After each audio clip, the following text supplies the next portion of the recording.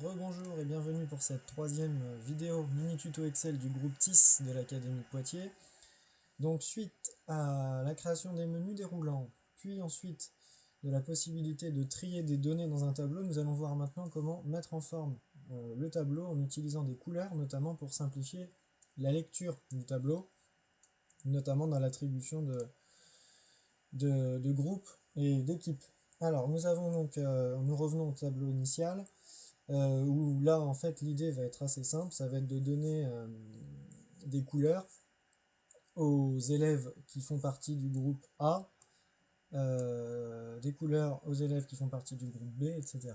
Donc, pour procéder de cette façon-là, nous allons nous concentrer donc sur la colonne groupe pour l'instant. Donc on va sélectionner toutes les données de groupe, toutes les données de la colonne groupe, et nous allons aller dans Accueil, mise en forme conditionnelle.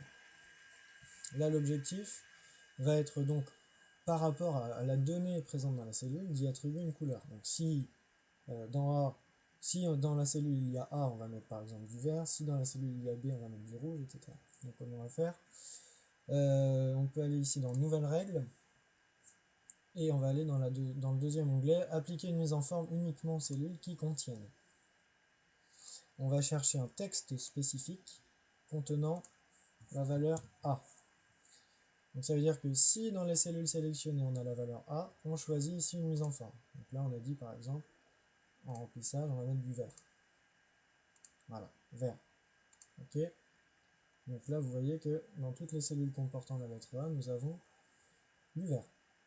On peut réitérer l'opération simplement pour les autres cellules. Donc le B par exemple, on mettra du orange, etc., etc. Ça permet du coup d'avoir un tableau légèrement plus visuel, et par exemple devant une classe de dire simplement l'équipe A vous aurez les maillots verts, l'équipe DB vous aurez les maillots orange, etc. Et le tri est toujours valable, donc si on veut remettre les élèves par lettre alphabétique, il n'y a pas de problème. Et les couleurs, vous voyez, suivent le tri qu'on aura effectué dans la colonne nom ou la colonne prénom.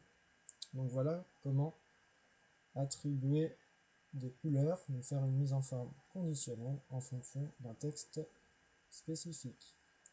Voilà pour cette troisième vidéo. Merci.